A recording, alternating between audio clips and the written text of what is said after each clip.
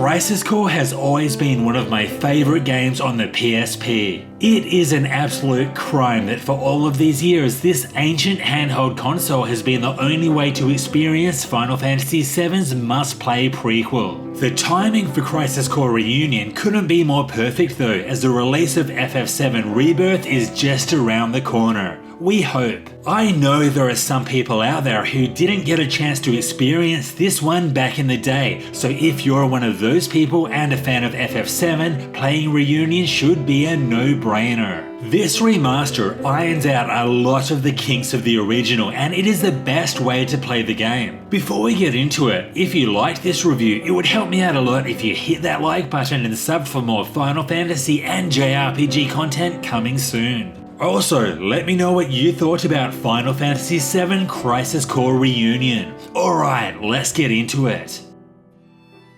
Before we jump into the meat of the game, let's go through some of the new major changes in Reunion. And I say major because there is an insane number of upgrades here, and this video would go on forever if I discussed them all. To start with, the UI and visuals have had a massive overhaul to the point that the character models are much closer to the FF7 Remake's level of quality, which is a huge upgrade. Some assets and environments have also been altered or replaced to match the remake, such as certain areas in the slums. The soundtrack has also seen some changes. Original composer Takaharu Ishimoto has returned to rearrange the soundtrack for Reunion. In my opinion, it sounds better than ever. Then there's a plethora of quality of life features such as an autosave and the ability to skip scenes. These all make the game so much easier to pick up and play than the original, which could get a bit frustrating at times. One significant new addition is that the game is now 100% voice acted, with the previous voices also being re-recorded. If you've played a lot of the original Crisis Core, it may take a while to get used to some of the new voice actors since the English cast is completely different. It didn't take me too long to get used to this, but what do you think about this new voice cast? I'll set the bomb inside the fortress. You'll charge the front gate and... And? Indulge yourself. You got it. That's what I do best. Whether it be the PSP version or this remaster, the one standout feature for me is the story. Final Fantasy VII is an amazing game with an outstanding cast of characters, and Crisis Core is a love letter to fans of OG FF7. If you're out of the loop, Crisis Core begins 7 years before the events of Final Fantasy VII and follows the journey of Zack Fair. He is a member of Soldier and played a small yet extremely important part of the original game. What I love about Crisis Core's story is how it fills in some of the gaps from FF7 and reintroduces the characters years before you first meet them in the original game. Actually being able to play through some of these key scenes from Zack's point of view was incredible, both when I first experienced it back in 2007 and today. Seriously, Crisis Core has some of my favourite moments in the entire FF7 compilation. The highs, such as the breathtaking cinematics and the ending, are really high. That's not to say that the story is perfect though. The overall tone frequently jumps from being serious and emotional to lighthearted and goofy. This would be fine if it wasn't for the occasional really bad dialogue and conversations that don't really make much sense at all. Put it this way, your first impressions of Zack will probably be not so hot, but as stupid as he can sound at times, he definitely did grow on me. I've recommended you for first. Oh, Angel! I love you, man! Angel! Don't make me regret this, Zack. Sir. Crisis Core's main story really won't take too long to beat. If you're playing for the story alone, you can expect to beat it in around 13 hours. Your main hub is the Shinra building in Midgar. Here, you'll be able to explore the surrounding areas, talk to a load of NPCs, and participate in a bunch of horrendously bad mini-games. From Midgar, you'll be sent out on a bunch of main missions, some of which are very poorly designed. Many of these have some kind of unique gimmick, such as this stealth section that requires you to navigate around a few soldiers while doing squats to keep warm. This game is not Metal Gear Solid. Snake, answer me! Snake! Snake! Main missions aside, the bulk of your time will be spent working through the 300 side missions. That's right, there are 300 of them. My feelings about these are all over the place. Each mission is graded on a difficulty scale and unlocks after talking to NPCs or after completing other side missions. These missions don't take too long to complete and their objectives are always the same with only several different settings. Start at one point of the map and defeat a boss at another point of the map. Sometimes there's some chests to find and some running around to do, but at other times the boss is right in front of the start point. After doing about 20 of these, they will start to become very repetitive. After doing about 20 of these, they will start to become very repetitive. Okay, you get the point. I always felt that Crisis Core could have handled these side missions much better. Quality over quantity if you ask me.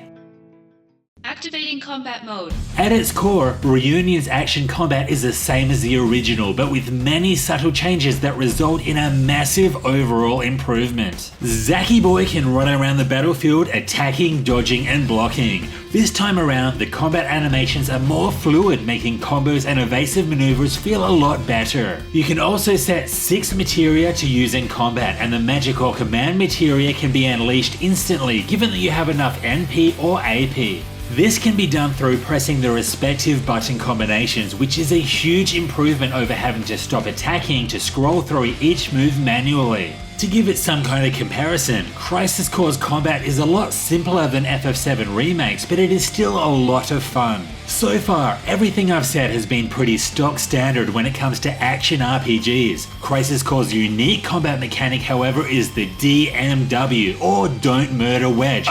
Digital Mind Wave. This completely random mechanic has the potential to make or break you during battle. See those spinning reels up at the top left of the screen? They will constantly spin around to provide you with buffs or access to limit breaks or summons. For example, if you get 3 5s, you won't take any physical damage for a short while, allowing you to act much more offensively. If 3 matching images appear, you'll be able to use the respective limit break or a summon. Matching reels are even needed to level Zack up as well as his materia. Yeah, you heard me right, your entire progression depends on random numbers spinning around. This kind of reminds me of the YouTube algorithm and how this video seemingly randomly was recommended to you and how you're not so randomly about to hit that like button.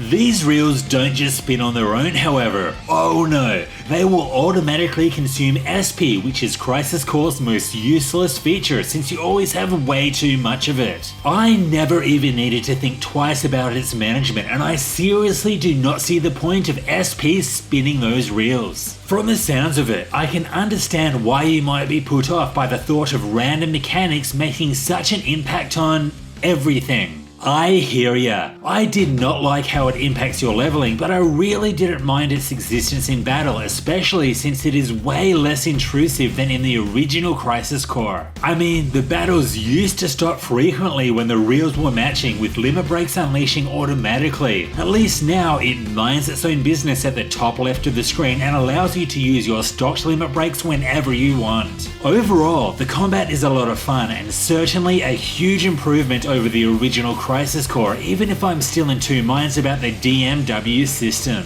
One final thing that I have to mention is that working through the side missions makes the main game stupidly easy. On this playthrough, I only completed 35% of them, but was still destroying all story bosses in a matter of seconds. This unfortunately took a lot of the impact out of some of the important story boss fights. While many of the RPG mechanics such as leveling and materia upgrades are random, the materia fusion system at least gives you some control over Zack's progression. I really like what they did here. Basically, you can fuse any two materia into often a brand new materia. The catch is, if you've mastered one of the materia through the random upgrades in battle, you will have access to much stronger materia to fuse. Additionally, you can use items to attach stat increases to your materia, and this allows for loads of different builds in battle. This system in itself is great, with my only issue being that sometimes progression seems halted as you're waiting for your materia to randomly upgrade.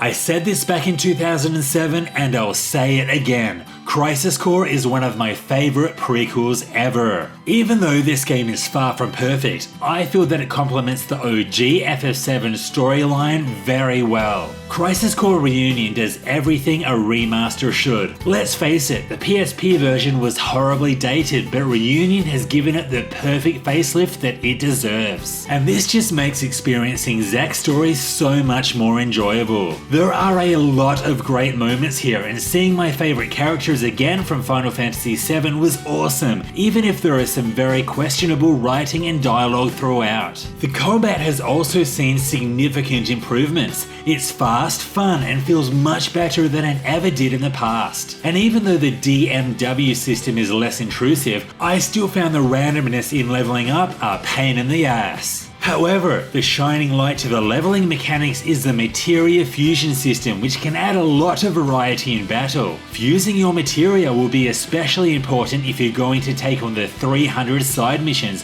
which getting through is repetitive and also a pain in the ass.